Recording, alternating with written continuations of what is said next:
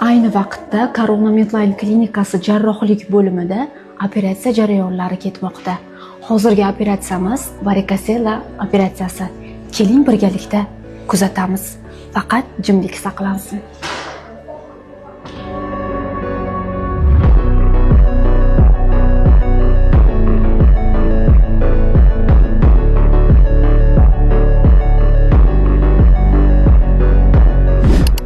Bemorimiz 24 yoshga kirgan, bir oy avval to'y bo'lgan. Tekshiruvlarda o'tganda bemorimizda ikki tomonlama varikosela tashxisi, ya'ni qon tomirlar, qon aylanishi buzilishi aniqlangan va bemorga spermogramma tahlilini buyurgan edik.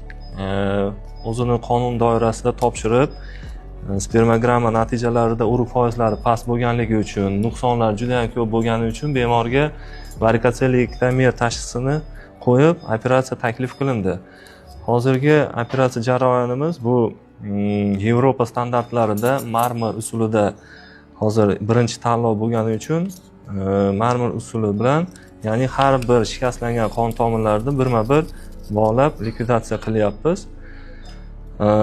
Bu usulimizni afzalligi operatsiyadan keyin qaytalanishi, ya'ni retsidiv juda ham kam. 100 ta bemorlardan bitta ikkita bemorlarda qaytalanish ehtimoli deb aytilgan. Qolgan eski usullarda 45-50% isboti topilgan. Bu usulimizda urug'larning tikalanishi va yaxshi holatga kelish yanada tezroq bo'ladi. Ko'p bemorlarimiz varikoselektomiya operatsiyasini qildiradida qo'shimcha nima desak bo'ladi, haligi ozuqa preparatlarda, ya'ni urug'larni yaxshilaydigan preparatlarni iste'mol qilmaydi, lekin tavsiya beramiz operatsiyadan keyin maxsus preparatlarni ichib, urug'lar sifatini yaxshilaydigan muolajalarni qilgan ma'qul.